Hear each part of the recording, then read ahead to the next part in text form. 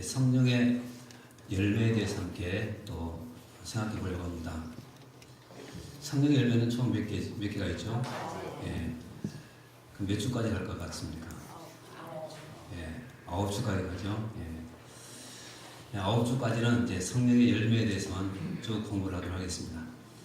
혹시 외우십니까? 예. 한번 우리 외워보실까요? 성령 9가지 열매. 시작. 사랑과 희락과 화평과 오래 참음과 자비와 양선과 충성과 온유와 절제. 예. 꿀 드신 분이 많이 있습니다. 예. 이렇게 9가지 성령의 열매로 함께 또 은혜를 나누도록 하겠습니다. 오늘은 첫 번째 시간입니다. 예. 두말할 것도 없이 사랑의 열매입니다. 따라서 해보실까요? 사랑의 열매. 사랑의 열매. 실제로 일어난 사건인데요. 미국에서 아더 힌클리라는 18살 된 소년이 무려 2톤 가까이 나가는 트랙터를 들어 올리는 이런 기적이 나타났습니다. 그렇다고 해서 이 소년이 천하장사는 아닙니다. 평범한 그런 소년입니다. 그래도 불구하고 어떻게 해서 2톤이나 되는 그 트랙터를 올릴 수가 있었을까 하는 것입니다. 한 번은 자기 아버지 집에서 아버지 그 농장에서 일을 도와주고 있었는데 갑자기 어디선가 비명소리가 들렸습니다. 그래서 비명소리가 들린 쪽으로 달려가 보니까 그 트랙터 밑에 자신의 여자친구가 깔려있는 것입니다. 그 모습을 보면서 눈이 뒤집어지죠. 달려가서 그 트랙터를 잡고 들어 올렸는데 트랙터가 들린 것입니다. 그래서 여자친구를 구출했습니다. 자, 그러면 여기서 퀴즈입니다. 이 아더 힌클리가 이 트랙터를 올린 이 힘 어디서 나왔을까요? 그렇습니다. 예. 사랑의 힘입니다. 근데 여러분, 이것이 오늘 우리의 이야기라는 사실을 한번 생각해 보신 적이 있으십니까? 여러분, 사실 우리도 어떤 의미에서 보면 죄악의 트랙터 밑에 깔려 있었던 그런 사람들이었습니다. 그런데 예수님께서 이 땅에 오셔서 그 트랙터 밑에 깔려 있는 우리를 위해서 그 죄악의 트랙터를 들어 올리시고 우리를 구원해 주신 것입니다. 여러분, 어떻게 이것이 가능했을까요? 정답은 역시 사랑 때문입니다. 사랑 때문에 가능한 것입니다. 그런데 이 사랑을 우리는 어떻게 표현하냐면 아가페 사랑이라고 표현하죠. 아가페 사랑. 아가페 사랑은 심적인 사랑이라고 그렇게 말하는데 그 특징이 뭐냐면 변함없는 사랑, 또 조건 없는 사랑, 희생적 사랑, 이런 사랑을 가리켜서 아가페 사랑이라고 말합니다. 그런데 중요한 것은 우리가 주님 앞에 나왔을 때 이 아가페의 사랑을 다 받았죠. 자, 그러면 이 아가페의 사랑을 받은 우리는 이것으로 끝나면 될까요? 안 될까요? 안 되죠. 그 순간부터 이 아가페의 사랑은 우리 안에서 자라야 되고 그리고 마침내 이것이 열매로 나타나야 된다는 것입니다. 자, 그래서 갈라디아서 5장 22절에서 우리에게 뭐라고 말하는가 하면 자, 이렇게 말하는데 같이 한번 보죠. 성령의 9가지 열매를 말합니다. 같이 읽겠습니다. 시작. 예, 자, 다시 보십시오. 오직 성령의 열매는 첫 번째가 뭡니까? 사랑이라고 말합니다. 바로 이 사랑이 어떤 사랑을 말하느냐면 아가페 사랑을 말합니다. 아가페 사랑. 자, 그러면 우리의 삶 가운데 이 아가페 사랑은 반드시 열려야 됩니다. 자, 그렇다면 왜 우리가 이 아가페 사랑의 열매를 맺고 인생을 살아갈 것인가? 그것을 잠깐 살펴보고 함께 은혜를 나누겠습니다.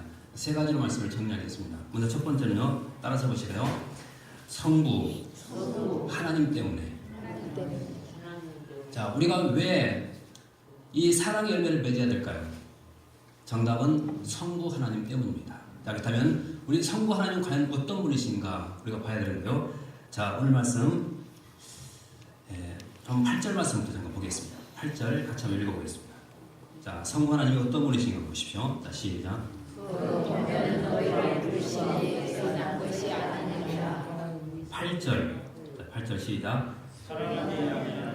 하나님을 알지 못하니 이는 하나님은 사랑이십니다. 자, 따라서 해보실까요? 하나님은 하나님은 사랑이십니다. 사랑하십니다. 자, 성부 하나님은 어떤 분이시라고요? 그분은 사랑이시다. 다시 말하면 사랑의 근원자, 바로 사랑의 본질입니다. 사랑의 본질. 그래서 어떤 신학자는 이런 말을 했습니다. 사랑은 하나님께서 하시는 그 많은 일들 가운데 하나가 아니라 그분이 하시는 유일한 일이다. 이런 말을 했습니다. 유일한 일. 여러분, 일리 있는 말이죠. 하나님은 그 많은 일들 가운데 하나를, 그 사랑은 하나를 말하는 것이 아니고 하나님께서 하시는 그 일은 딱 하나밖에 없습니다. 그것이 뭐냐면 사랑하는 일밖에 없습니다. 사랑하는 일. 한번 생각해 보십시오. 하나님께서 왜 천지 만물을 창조했을까요? 천지 만물을 창조하신 그 이유가 뭐냐면 하나님은 그 사랑을 표현하기 위해서, 나타내기 위해서 천지 만물을 창조하신 것입니다.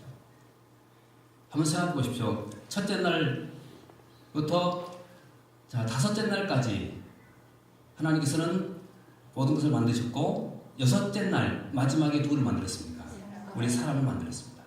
자, 근데 여러분, 이 순서를 우리가 잠깐 묵상해 볼 필요가 있습니다. 만약에 하나님께서 첫째 날 사람을 만들어 놨다면 어떻게 됐어요? 안 되죠. 그래서 하나님은 가장 나중에 우리 인간을 만드신 것은 바로 우리 인간을 너무나도 사랑했고, 우리 인간에게 바로 그 사랑을 베풀기 위해서 천지 만물을 창조했다는 사실을 우리가 알아야 됩니다. 우리가 아시는 것처럼 하나님께서 천지 만물을 다 창조하시고 난 다음에 누구에게 줬습니까? 인간에게 줬습니다. 그것도 선물로 준 것입니다. 왜 선물로 줬을까요? 우리를 사랑했기 때문에 선물로 주신 것입니다. 또 그뿐만이 아니라 여러분, 하나님께서 왜 독생자를 보내서 우리를 구원해 주셨을까요?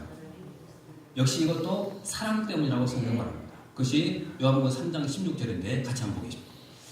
요한복음 3장 16절 말씀 같이 한번 보겠습니다. 시작. 독생자를 주셨으니 이는 그를 믿는 자마다 멸망하지 않고 영생을 얻게 하려 하셨습니다. 자, 우리를 구원하신 것도 무엇 때문입니까? 사랑 때문에. 다시 말씀드리면 천지 만물을 창조하신 것도 우리를 사랑했기 때문에 창조했고, 또 우리를 구원하신 것도 역시 우리를 사랑했기 때문에 우리를 구원해 주신 것입니다.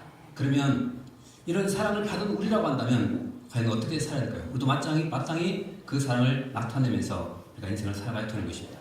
그래서 사랑의 은혜를 맺어야 될 첫 번째 이유는 성부 하나님 때문입니다. 그 다음에 또 두 번째는 따라서 보실까요? 성자 하나님. 예, 성자 하나님 때문입니다. 여러분, 성자 하나님이 누구십니까? 예수님이죠. 자, 그러면 예수님은 과연 어떤 분이신가 잠깐 보시겠는데요. 자, 9절 말씀 보겠습니다.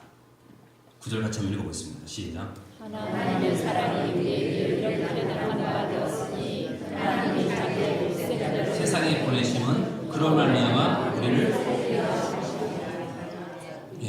자, 성부 하나님은 사랑의 근원자가 되십니다. 사랑의 본질이시죠. 그 다음에 성자 예수님, 성자 하나님은 그 사랑을 나타내신 분, 바로 사랑의 전달자가 되시는 것입니다. 다시 한번 보십시오. 9절 말씀을.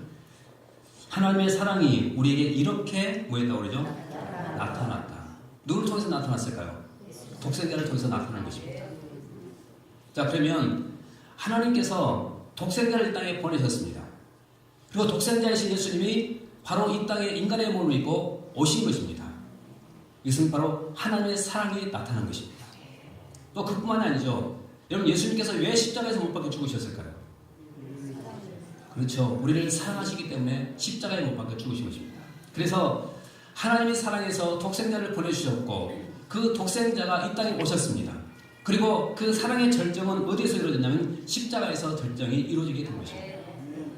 그래서 우리는 이 십자가를 바라볼 때마다 하나님의 놀라운 사랑을 우리는 깨달아야 되는 것입니다. 자, 그런데 그 예수님께서 우리에게 어떻게 말씀하시고 하십니까? 우리에게 사랑을 베풀어 주신 그분께서 이렇게 말씀하시는데, 자, 요한복음 13장 34절과 35절 말씀 보십시오. 같이 한번 읽어보겠습니다. 시작.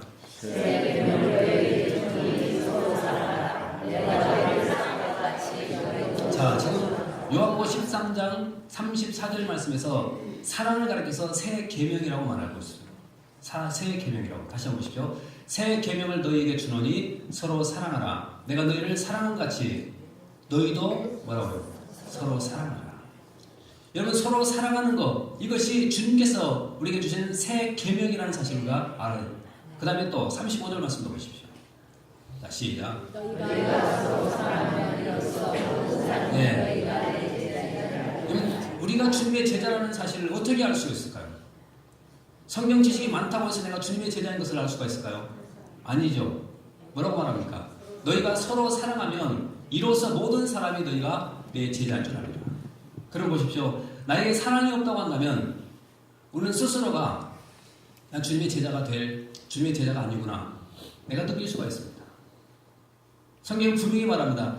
서로 사랑하면 이로써 모든 사람이 너희가 내 제자인 줄 알겠다. 그래서 이 사랑은 어떤 학자의 말을 빌리다 보면 이 사랑은 뭐냐면 우리 제자들의 배지라고 할 수가 있습니다. 배지. 여러분 우리가 지금 교회당에 우리가 출입하면서 하나님을 예배하고 살고 있지 않습니까?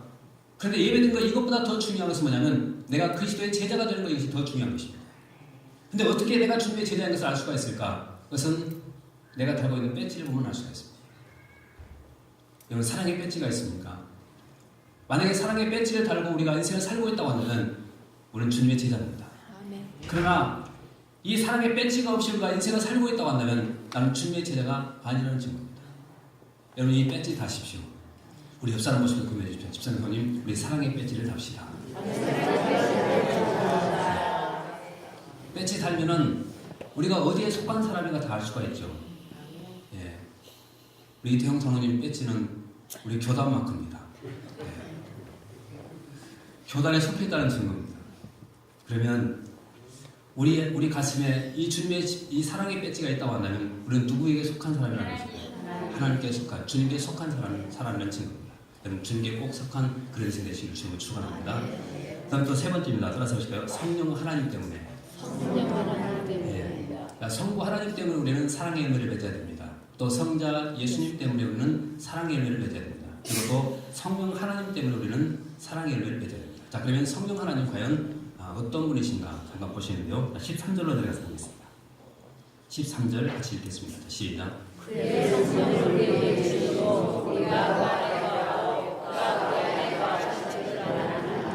자 지금 13절 말씀을 잠깐 주목해 보시면 이 성령의 역할이 나와 있죠. 성령은 어떤 분이신가 하면 한마디로 말씀드리면 그분은 중매자 그렇게 말합니다. 중매자. 다시 보십시오. 그의 성령을 우리에게 주심으로 우리가 그 안에 거하고 그가 우리 안에 거하시는 줄을 아느니라. 성령은 우리를 중매해주는 하나님께 중매해주는 그런 분이시라는 사실을 우리에게 말씀드리고 있습니다. 여러분 이 중매자의 역할이 상당히 중요하죠. 여기서 이런 이야기가 있습니다. 어떤 한 형제가 자매를 좋아하게 됐습니다. 그래서 연애 편지도 쓰고 데이트 신청을 했지만 그 자매로부터 아무런 반응이 오지 않았습니다. 그래서 작전을 바꿨습니다. 하루에 편지를 한 통씩 쓰기로 했습니다. 그래서 꾸준히 한 통씩 써서 그 자매에게 보냈습니다. 그런데도 불구하고 자매에게 아무런 반응이 오지 않았습니다. 그래서 10번 찍어서 안 넘어간 나무가 없다 생각을 하고 이제 또 작전을 바꿔서 하루에 3통씩 써서 보냈습니다. 계속 3통씩 보낸 것입니다. 그랬더니 드디어 반응이 왔습니다. 어떤 반응인 줄 아십니까? 우편 배달부하고 결혼한다는 청첩장이 다 나온 것입니다. 여러분 그 우편 배달부가 이 중매자 역할을 잘못한 것이죠. 여러분 그래서 이 중매자 역할이 굉장히 중요하다는 것입니다. 근데 성령 하나님은 그 중매에 결코 실패하지 않는 분이십니다. 그분은 우리를 하나님께로 인도하고 또 우리 안에 그 성령의 열매가 맺도록 도우시는 분, 그분이 바로 성령 하나님이십니다. 그래서 우리는 성령 하나님 때문에 우리는 반드시 이 사랑의 열매를 맺고 인생을 살아가는 것입니다. 우리 집사람 보시면 건드려 주십시오. 집사람 성령 하나님 때문에 우리 사랑의 열매를 맺어야 됩니다. 자, 사랑의 열매를 맺어야 될 이유 3가지를 말씀드렸죠. 뭐 때문입니까? 성부 하나님 때문이죠. 그 다음에 성자 하나님 때문이고 그 다음에 성령 하나님 때문입니다. 자, 우리는 그렇게 해서 분명히 맺어야 됩니다. 그럼에도 불구하고 왜 우리 가운데 이런 사랑의 열매가 없을까? 2가지 이유 때문에 그랬습니다. 오늘 말씀 속에서 한번 찾아보십시오. 첫 번째는요, 따라서 보실까요? 신분 의식이 없기 때문에. 한번 보십시오. 자, 7절 말씀 보겠습니다. 같이 한번 읽어보겠습니다. 시작. 사랑하는 자들아 우리가 너와 사랑한 자 사랑은 하나님의 선한 것이니 사랑하는 자마다 하나님으로부터 되었으니. 자, 지금 7절 말씀을 잠깐 주목해 보시면 우리의 신분이 지금 나와 있죠. 다시 한번 보십시오. 자, 사랑하는 자들아 우리가 서로 사랑하자. 예, 사랑해야 된다고 말하죠. 자, 왜냐하면 사랑은 하나님께 속한 것이기 때문이다. 그래서 그렇게 말씀했죠. 자, 그러면 그 다음부터 보십시오. 사랑하는 자마다 하나님께로부터 뭐 했다고요? 낫다. 자, 그러면 이것을 한번 이렇게 생각해 보십시오. 하나님께로 난 사람은 뭐 한다는 겁니까? 사랑한다. 그렇게 말하죠. 자, 그럼 여기서 우리는 우리의 신분이 어떤 존재인가 우리가 알 수가 있습니다. 우리는 하나님께로 난 자들이죠. 그러면 하나님의 자녀 아니겠습니까? 그러면 하나님의 자녀라고 한다면 이 신분을 우리가 망각하지 않고 우리가 이 세상을 살아간다면 우리의 삶 가운데 분명히 이 사랑의 열매를 맺게 되어 있다는 것입니다. 그래서 항상 우리는 이런 생각을 갖고 있으면 살아가야 됩니다. 나는 하나님의 자녀의 신분을 갖고 이 사랑의 열매를 맺고 있는가? 우리가 이것을 보면서 이렇게 살아가는 것입니다. 그만큼 신분이 중요합니다. 중동의 어떤 왕자가 중병에 걸렸다가 미국으로 건너가서 유명한 의사의 그 치료를 받고 깨끗하게 나았습니다. 그런데 이 의사에게는 한 가지 고민이 생겼습니다. 어떤 고민이 생겼냐면 그 왕자를 고쳐준 것, 이건 충분히 자랑할 일이고 놀라운 일이죠. 그런데 그 왕자라는 이 신분이 있는데 그분에게 도대체 얼마의 이 치료비를 청구해야 될까? 이것이 고민이었습니다. 그래서 한 $1,000 정도만 청구할까? 그렇게 생각을 하고 있었는데 동료 의사들이 뭐라고 하냐면 무슨 소리냐? $1,000는 재료값도 안 된다. 최소한 본전이라도 뽑으려면 $5,000 이상은 받아야 된다. 그렇게 얘기합니다. $5,000를 받아야 된다는 거예요. 그런데 또 어떤 사람들은 $5,000가 뭐냐? 그 중동의 이 왕자들은 돈이 얼마나 많은데 최소한 한 $50,000는 달라고 해야 되지 않겠냐? 그렇게 얘기를 하는 것입니다. 고민이 됐습니다. 그래서 이 문제를 가지고 누구를 찾아갔냐면 담임 목사님을 찾아갔습니다. 왜 그런가 하면 이 담임 목사님은 중동 지역에서 오랫동안 선교 활동을 하고 그 지역의 특성을 너무나 잘 아는 그런 분이었기 때문입니다. 쭉 얘기를 했더니 담임 목사님이 이렇게 얘기를 하더라는 것입니다. 중동 지역의 사람들은 상당히 신분을 중요하게 여기기 때문에 얼마를 달라고 청구서를 보내되 금액 쓰지 말고 그냥 빈 청구서를 보내십시오. 그리고는 이렇게 밑에다가 하단에다가 이런 글귀만 써 넣으라고 얘기합니다. 당신의 신분에 합당하게 지불하십시오. 그래서 목사님의 그 말씀대로 그렇게 편지와 함께 청구서를 보냈습니다. 근데 얼마 후에 돈이 입금됐습니다. 무려 $75,000가 입금이 된 것입니다. $75,000. 그것을 보면서 너무 기분이 좋았습니다. 그래서 바로 목사님에게 전화를 걸어서 막 자랑을 했습니다. 목사님 말이 맞습니다. 빈 청구서를 보냈더니 이렇게 많은 돈을 붙여왔습니다. 막 신나게 자랑을 했습니다. 목사님이 이렇게 얘기했죠. 우리 주일날 얼굴 봅시다. 그런데 이 의사 선생님이 이제 주일날 목사님을 만날 것을 생각하면서 막 흥분된 마음으로 이제 주일을 기다리고 있는 거예요. 근데 토요일날 편지 한 통을 받았습니다. 열어보니까 감사한 봉투 한 장과 편지가 들어있습니다. 근데 편지의 내용이 뭐냐면 눈치채신 분이 계시죠? 당신의 신분에 합당하게 감사함도 마십시오. 당신은 하나님의 자녀입니다. 했을까요? 안 했을까요? 했을까요? 예, 여러분 믿음대로 생각하십시오. 우리는 하나님의 자녀입니다. 그러면 하나님의 자녀답게 그 신분에 합당하게 생활하는 것, 이것이 가장 중요합니다. 우리 옆 사람 보십시오. 집사님, 우리는 하나님의 자녀입니다. 한번 더 하십시오. 신분에 합당하게 생활합시다. 그 다음에 또 두 번째 따라서 보세요. 순종의식이 없기 때문에, 네, 이것 때문에 열매를 맺지 못합니다. 첫 번째는 뭐였습니까? 신분의식. 내가 하나님의 자녀인 것을 날마다 잊고 살기 때문에 사랑의 열매를 맺지 못합니다. 두 번째는 순종의식이 없기 때문입니다. 한번 성경 보십시오. 21절 말씀 보겠습니다. 자, 4장 21절 한번 보겠습니다. 자, 시작. 우리가 이 계명을 주께 받으나니 하나님을 사랑하는 자는 또 그 한절을 사랑할지니라. 자, 여기서 보십시오. 자, 사랑은 또 계명이라고 말하고 있죠. 우리가 이 계명을 주께 받았나니 하나님을 사랑하는 자는 또한 그 형제를 사랑할 테니라. 여러분, 이것이 계명의 완성입니다. 사랑. 하나님을 사랑하고 이웃을 사랑하고. 여러분, 처음 모세가 10계명을 받을 때도 마찬가지로 1계명에서부터 4계명까지 요약하면 어떤 내용입니까? 하나님을 사랑하라.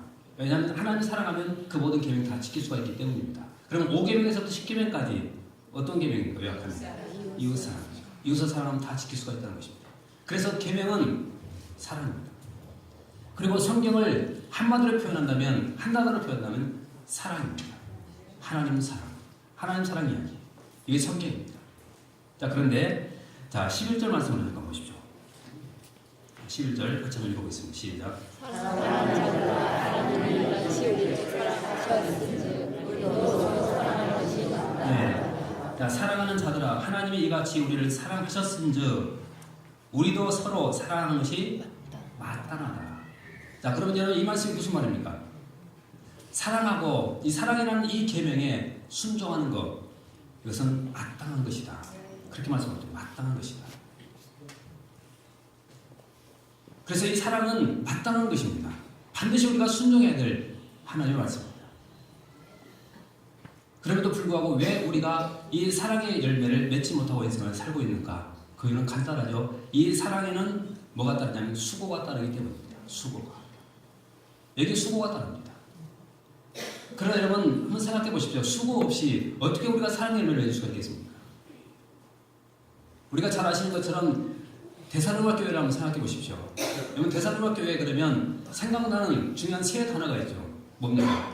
믿음의 역사, 사랑의 수고, 그다음에 소망의 인내죠. 자, 믿음에는 제대로 믿으면 믿음에는 뭐가 나타나면 역사가 나타나게 되어 있습니다. 또 사랑의 열매가 맺으려면 반드시 수고가 따르게 되어 있습니다. 소망에는 뭐가 필요할까요? 인내가 필요한 것입니다. 여러분, 데살로니가 교회가 바로 그런 교회로 소문났습니다. 사랑의 수고. 그렇다면 오늘 우리도 마땅히 이런 사랑의 수고를 하면서 이 사랑의 열매를 맺어야 되지 않겠습니까? 자, 그렇다면 어떻게 하면 우리가 이런 사랑의 열매를 맺을 수가 있을까? 그리고 이 가장 아름다운 사랑의 이 열매는 과연 무엇일까? 수고는 뭘까 하는 것입니다. 저는 가장 아름다운 사랑의 수고 열매는 영혼 구원이라고 생각합니다. 영혼 구원. 왜냐하면 이것만큼 가장 가치 있는 사랑의 열매는 없을 것입니다. 이것만큼. 그래서 우리는 영혼 구원하는 일에 항상 힘쓰고 우리가 애쓰면서 인생을 살아가는 것입니다. 미스 탐슨이라는 선생님이 계시는데요. 이 선생님의 제자 가운데 테디라는 이름을 가진 학생이 하나 있었습니다. 오랫동안 학교를 나오지 않았습니다. 그래서 어쩔 수 없이 그 학생을 이제 퇴학 처리할 수밖에 없었는데 마지막으로 그 집을 방문하기 위해서 찾아갔습니다. 가서 보니까 선생님이 예상한 대로 그 집은 엉망이었습니다. 어머니는 집을 나간 지 오래였고 아버지는 알코올 중독자였고 집은 청소도 하지 않은 채 쓰레기 더미였고 그 테디라는 학생은 구석진 곳에서 쭈그리고 자고 있었습니다. 흔들어도 일어나질 않습니다. 선생님이 대꾸도 하지 않습니다. 그 모습을 보고 이제 선생님이 다시 발길을 돌렸고 그 뒤로도 계속해서 찾아가고 또 찾아갔습니다. 그랬더니 어느 날 테디가 마음을 열고 이제 선생님하고 이야기를 하기 시작합니다. 선생님이 설득을 했습니다. 앞으로 큰 꿈을 가지고 학교에 나서 공부를 해야 되지 않겠냐. 이 설득을 하니까 테디가 선생님 말씀에 순종하기로 하고 학교에 나오기 시작했습니다. 그런데 얼마 후에 또다시 테디가 학교에 나오지 않는 것입니다. 그래서 다시 집에를 찾아가 봤더니 테디는 없고 그의 아버지가 술에 취해서 자고 있는 것이 보였습니다. 그래서 깨워서 아들 어디 가냐고 물었더니 이렇게 얘기를 합니다. 병원에 갔습니다. 병원에. 그래서 병원으로 달려갔습니다. 가서 보니까 테디가 입원해 있는데 의사 선생님을 만나서 물어보니까 뇌암 말기라는 그 진단을 받았다는 거예요. 그리고 이제 시한부 인생을 살게 되었다는 그런 이야기를 해줍니다. 이제 치료가 불가능하다는 거예요. 그 뒤로 선생님은 계속해서 이제 수업이 끝나면 그 병원으로 가서 그 테디를 만나서 이야기를 하기 시작합니다. 그런데 테디가 이렇게 얘기를 해요. 선생님, 저는 앞으로 학교를 갈 수가 없을 것 같아요. 선생님 이미 다 알고 있죠. 나도 알고 있단다. 너는 학교를 나갈 수는 없지만 그러나 너는 천국에는 갈 수가 있어. 그러면서 그에게 복음을 증가하기 시작했고 테디도 겸손하게 그 복음을 받아들였습니다. 그렇게 계속 교제를 나누다가 한 번은 선생님이 학교에서 수업을 하고 있는데 그의 아버지로부터 급한 연락이 왔습니다. 하다 보니까 지금 테디가 임종 직전에 있다고 얘기를 해줍니다. 병원으로 달려갔습니다. 가서 보니까 의식이 없어요. 흔들어도 일어나지 않습니다. 근데 갑자기 테디가 눈을 번쩍 뜨더니 이렇게 얘기를 하더라는 것입니다. 사랑하는 예수님, 내 영혼을 받아주십시오. 여러분, 그 테디가 그 선생님처럼 그 복음을 받아들인 거예요. 그런 조용하게 눈을 감고 임종을 했다는 그런 얘기입니다. 여러분, 가장 아름다운 사랑이 어떤 건지 아십니까? 이 영혼 구원하는 것, 이것보다 더 큰 사랑은 세상에 없습니다. 여러분, 가장 악한 것이 뭔지 아십니까? 자식들이 또 형제 자매들이 지옥 가도록 방치하는 것, 이것만큼 악한 일이 세상에 없을 것입니다. 최고의 사랑이, 아름다운 사랑의 열매, 그것은 영혼 구원입니다. 여러분, 이 일에 항상 여러분 모두가 최선을 다하시고 이 열매로 하나님께 영광 돌며 살게 되시기 바라겠습니다. 몇 사람을 부르십시오. 집사님, 성님, 우리 사랑의 열매 맺고 인생을 살아가십시다.